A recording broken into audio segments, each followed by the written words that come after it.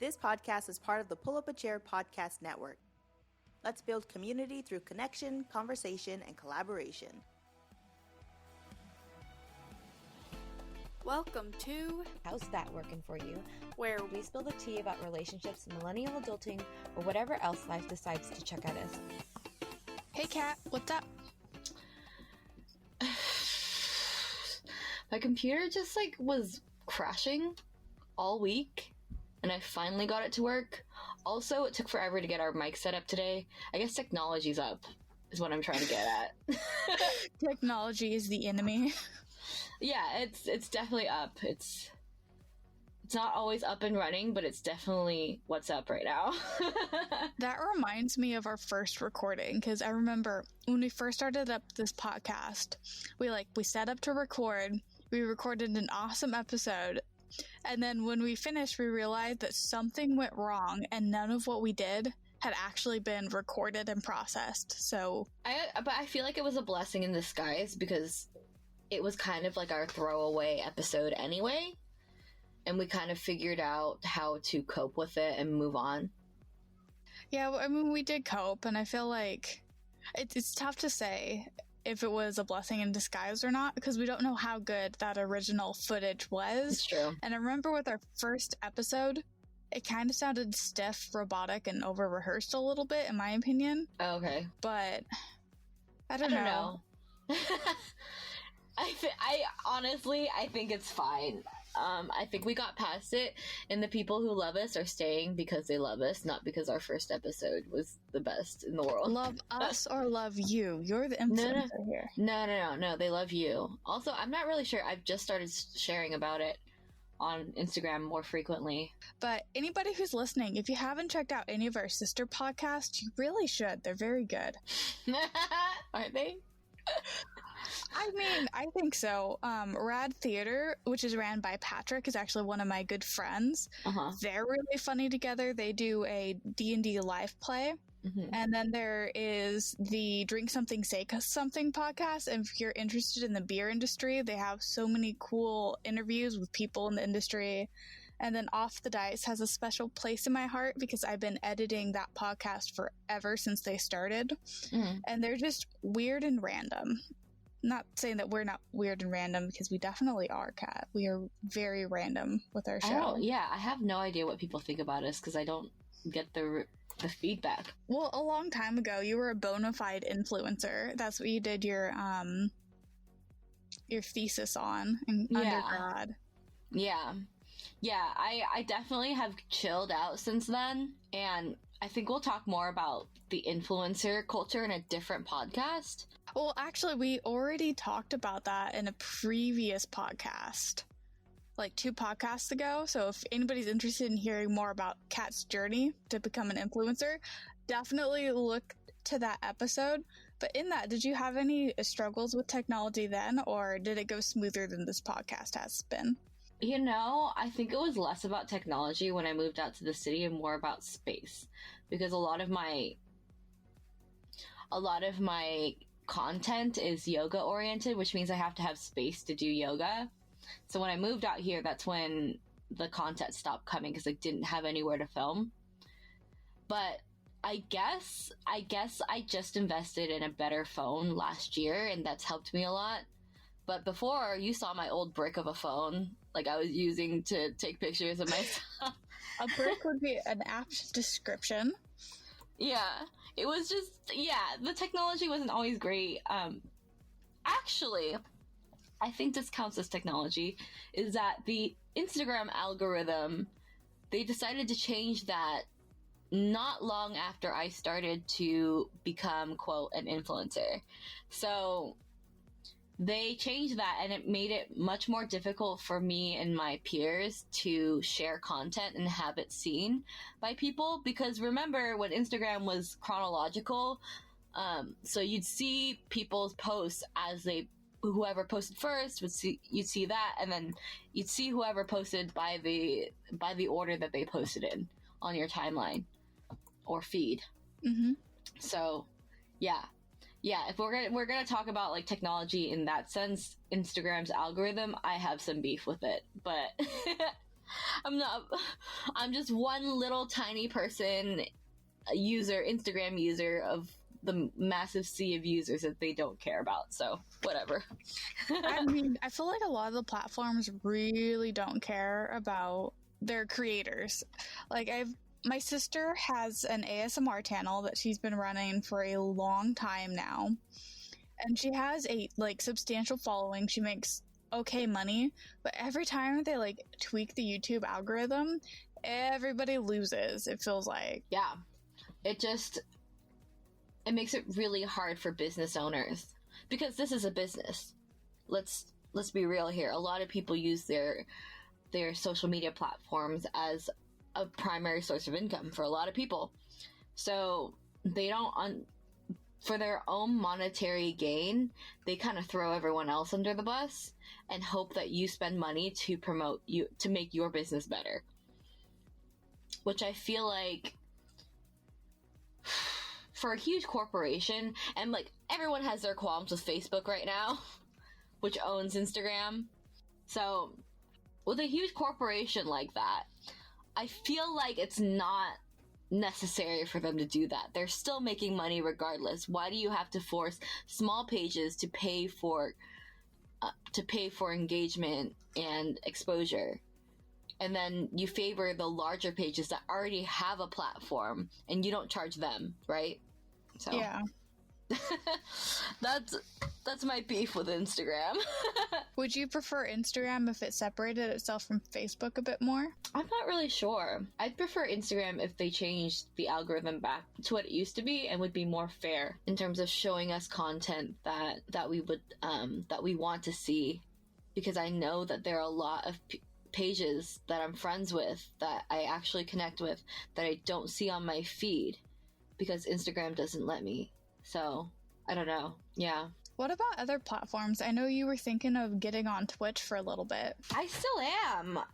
Don't get me wrong, but I think that it's kind of gotten deeper into the back of my head because of my internship and where that's coming along. But I still am. I think that another problem about technology that isn't quite what you think of when you first think technology problems is that it's expensive.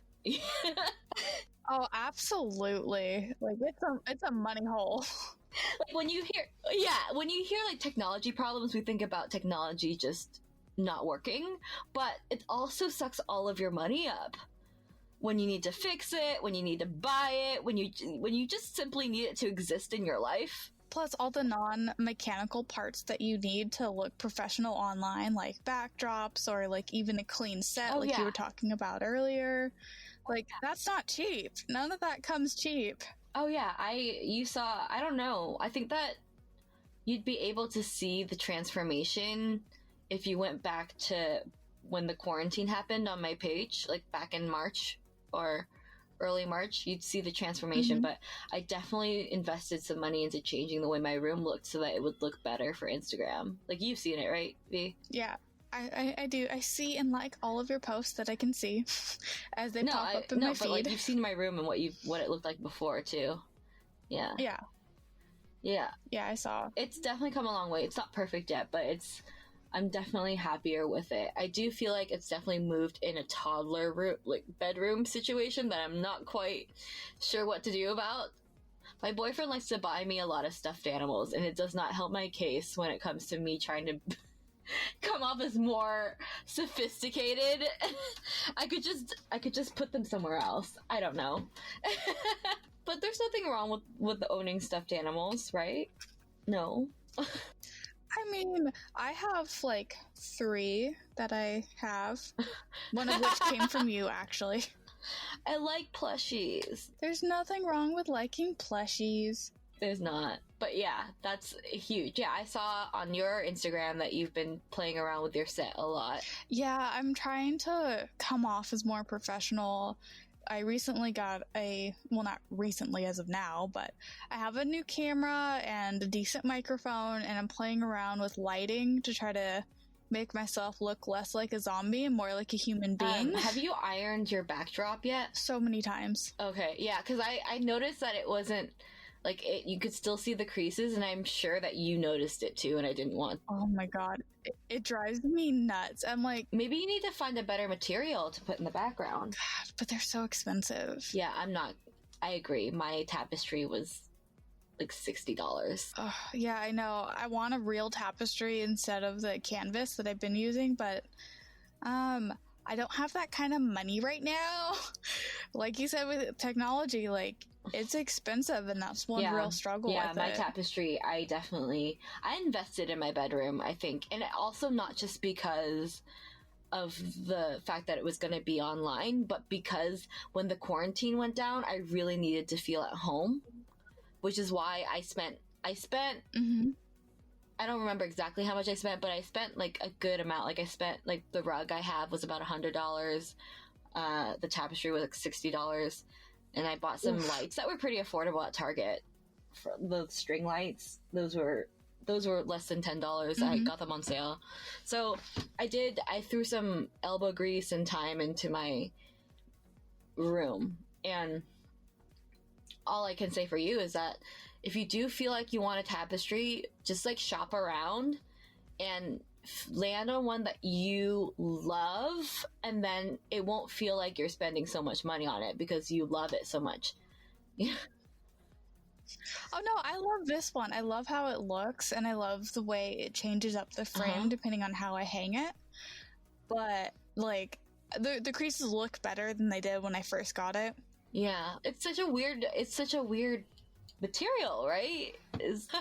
On another note with technology, I do all the editing for this podcast and also a few of the other podcasts on the network, and audio work is so much more intensive than even visual work, because if anything sounds off, you'll lose a viewer just like that, like out of nothing. Like, it's no big deal.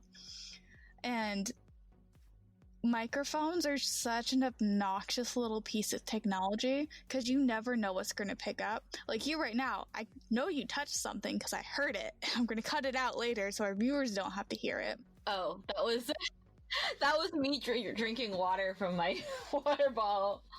I'm sorry. Stuff you don't think will actually matter actually really freaking matters. And anybody who's listened to the Drink Something, Say Something podcast, if they listen to episode number 3 and listen to other episodes afterwards, I applaud you. Because episode number 3 in their lineup, one person was using Bluetooth, one person was using a regular microphone, somebody else was talking on their phone, and it sounds like such garbage, but I'm sure in the moment when they were conversating, it didn't seem like that big of a deal. Yeah. But once you get to that post-productive state and you bring it all together and you're not in the moment conversating, you're like, wow, this actually sounds like absolute trash. Bashing on our sister podcast, I see. Oh, I'm not bashing, but like, in order to get a clean, crisp podcast, you have to do a lot of stuff. I know myself, in particular, right now I'm sitting in my bedroom closet and I have a blanket over my head. And like, my computer's in front of me and I have this microphone I'm holding like right up against my mouth, and I sound pretty great, but if anybody looks at me right now, I look like a fucking psycho. Yeah, I locked myself in the closet room. There's a lot of clothes in here. A lot. And it helps. Yeah, it dampens the sound, and it's not like we have the money to go out to a studio that has sound dampening walls so we could have a podcast that sounds this professional. Yeah, and we talked about, like, actually, I don't know, there's probably not going to be a time gap in terms of us uploading our podcast, but we definitely did. I lost my mic for like a week. I lost my mic for a week, and we couldn't record because we couldn't record.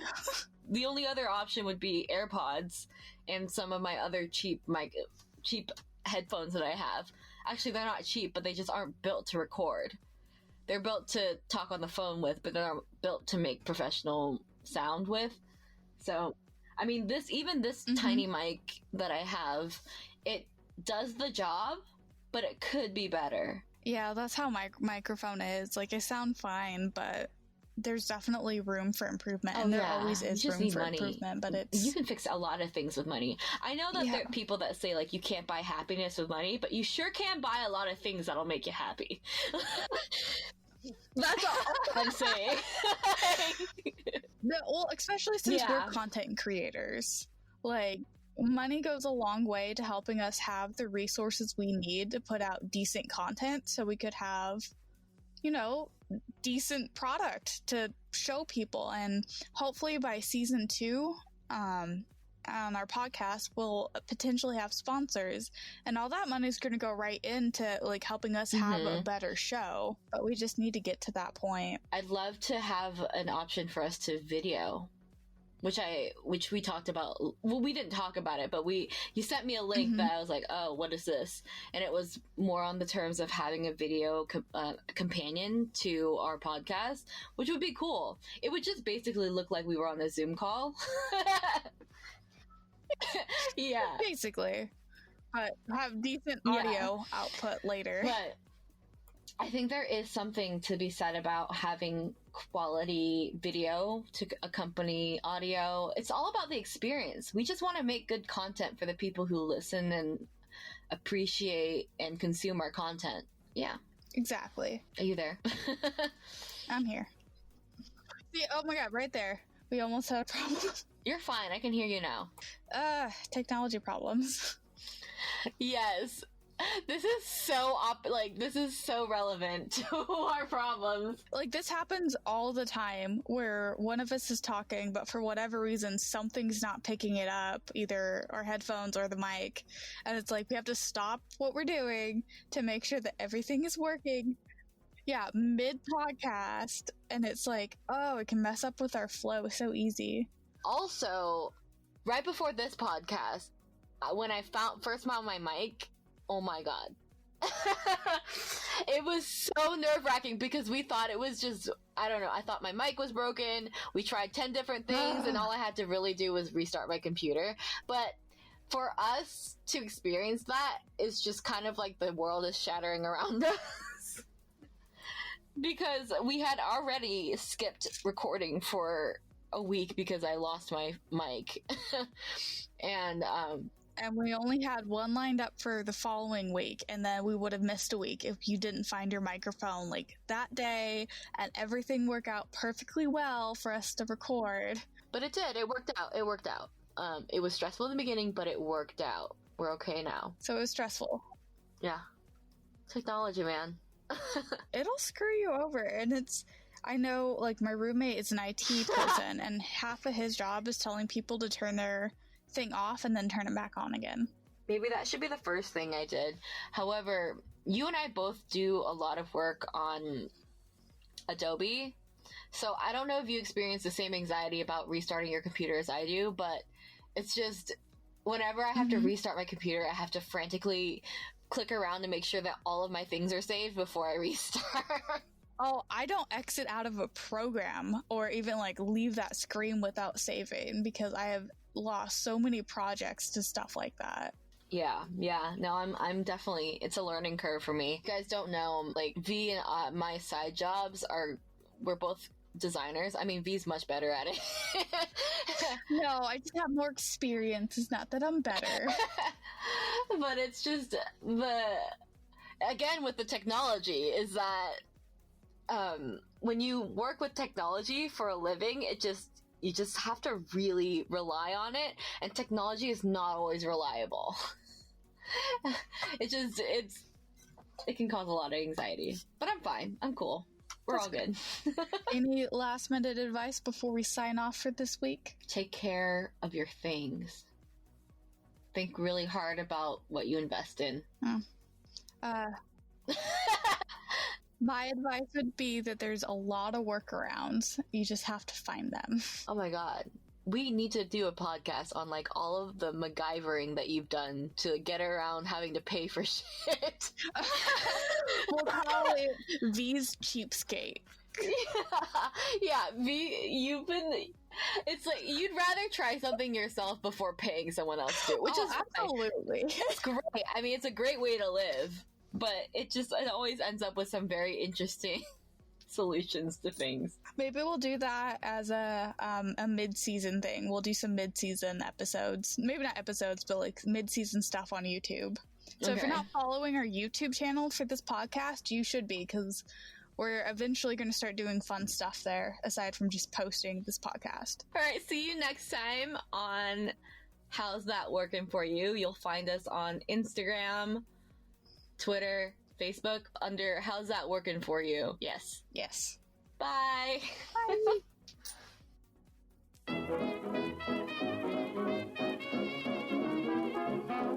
Hello, I am Patrick. And I'm Andrew. And I'm Christian. And I'm Allie.